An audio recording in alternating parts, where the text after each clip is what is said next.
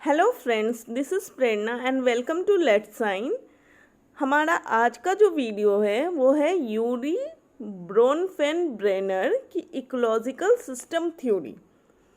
क्या है ecological system theory ब्रोनफेन-ब्रेनर की, उसको समझेंगे आज के इस वीडियो में।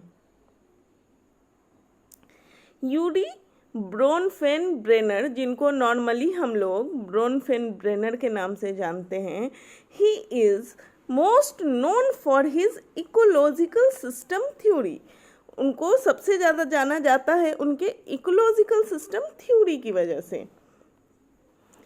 उनकी जो इकोलॉजिकल सिस्टम थ्योरी है वो क्या है उसको समझेंगे, जिसको कि उन्होंने 5 पार्ट्स में डिवाइड किया है। सबसे पहले तो इकोलॉजी को समझते हैं। इकोलॉजी का मतलब होता है इन्वायरमेंट। इकोलॉजी मीन्स इन्वायरमेंट, जिसमें कि लिविंग एंड नॉन लिविंग चीज़ दोनों आती है। और ब्रोनफेन-ब्रेनर की जो थ्योरी है वो टोटल 5 सिस्टम्स पे उन्होंने जो डिवाइड किया है अपनी थ्योरी को, वो 5 सिस्टम्स में डिवाइड किया है, जिसको कि यहाँ पे ग्राफ में लिखा हुआ है। जैसे कि यहाँ एक बच्चा है, चाइल्ड है, तो कैसे एक चाइल्ड के डेवलपमेंट में इम्पैक्ट पड़ता है इस थ्योरी का, उसको समझते हैं। सबसे पहला जो आता है माइक्रो सिस्टम, इमीडिएट इन्वायरमेंट जिसको कहते हैं। इमीडिएट इन्वायरमेंट मतलब, माइक्रो का मतलब होता है छोटा, ठीक है। जो बच्चे जन्म लेते हैं तो सबसे पहले जिनके साथ कनेक्टेड होते हैं, like mother, father, grand mothers या उनके पीयर ग्रुप के जो भी लोग हो, तो वो सभी आ जाएंगे इस माइक्रो सिस्टम यानी इमीडिएट इन्वायरमेंट के अंदर। बच्चों में सबसे ज़्यादा प्रभाव जो पड़ता है, क्योंकि ये डायरेक्टली कनेक्टेड है चाइल्ड के माइक्रो सिस्टम, तो सबसे ज़्यादा उनके जीवन में जो प्रभाव पड़ता है वो यही इमीडिएट इन्वायरमेंट, उनके मदर, फादर, उनके पेरेंट्स, उनके गार्जियंस जो भी आते हैं, दादी, नानी, उन लोगों का पड़ता है, ठीक है। सेकंड नंबर में आता है मेसो सिस्टम। अब मेसो सिस्टम क्या होता है उसको समझेंगे। दो चीज़ों के इंटरैक्शन से जो बच्चे पर प्रभाव पड़ता है उसे ही कहते हैं मेसो सिस्टम।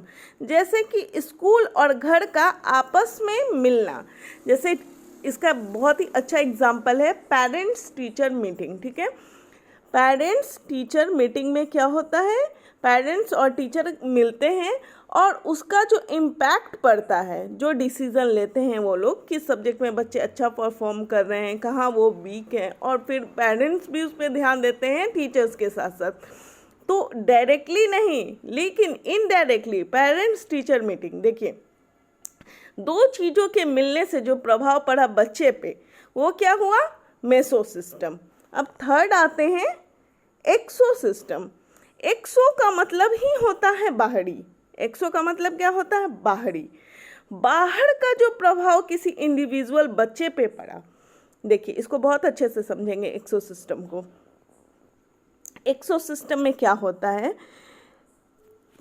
पेरेंट्स से, ठीक है, कहीं भी बच्चे पढ़ाई कर रहे हैं किसी एक जगह, मान लीजिए दिल्ली वगैरह में बच्चे की पढ़ाई चल रही है। अब पेरेंट्स का ट्रांसफ़र हो गया किसी अदर स्टेट में, कहीं और चले गए वो, ठीक है। तभी क्या होता है, बच्चे का ट्रांसफ़र नहीं हुआ, बच्चे का स्कूल का कुछ नहीं हुआ, लेकिन पेरेंट्स का हुआ। तो पेरेंट्स से चूँकि बच्चे कनेक्टेड है तो बच्चे भी वहाँ जाएंगे, तो बच्चे पे डायरेक्टली नहीं लेकिन बाहरी प्रभाव तो पड़ा।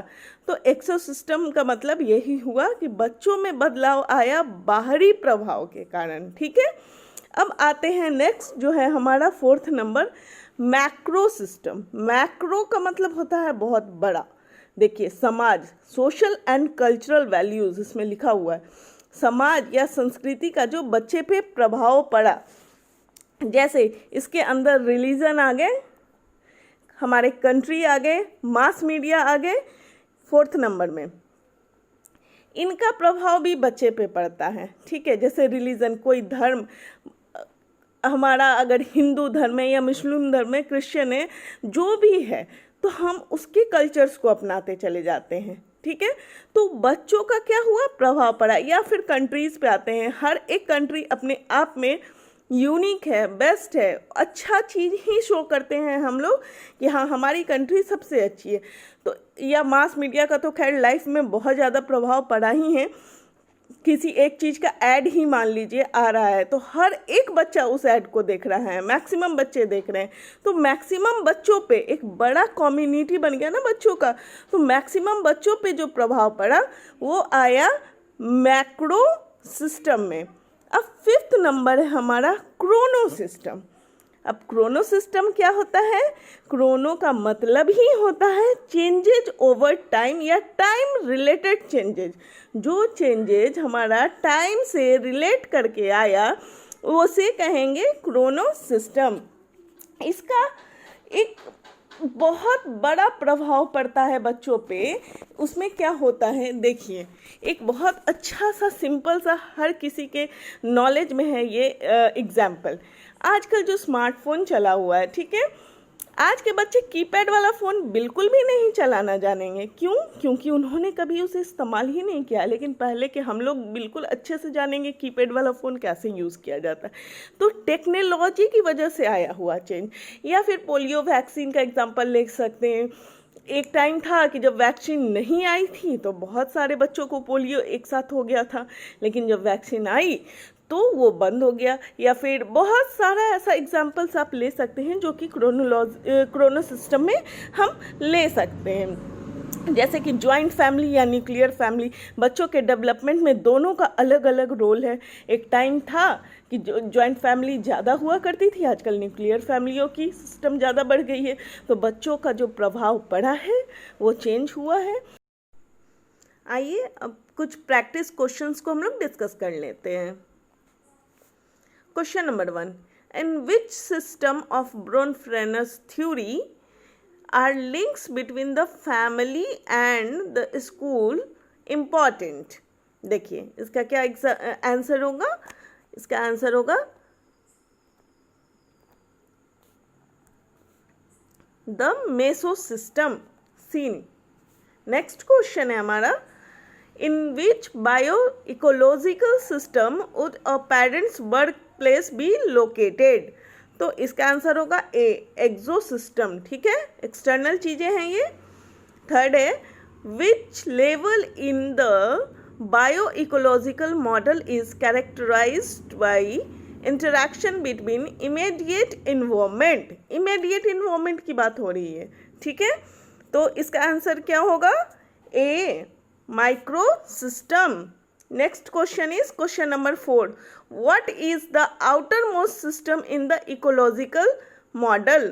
तो आउटर मोस्ट सिस्टम क्या था, क्रोनो सिस्टम, हम लोग पढ़ चुके हैं। And last one is which system influences a child indirectly? Child को इनडायरेक्टली कौन सा सिस्टम इन्फ्लुएंस करता है? That is exosystem. So ये एक छोटा सा वीडियो था। अगर आपको पसंद आया हो, बातें समझ में आई हो, तो हमारे चैनल को सब्सक्राइब जरूर करें, लाइक करें और शेयर करें दोस्तों के साथ। Thank you.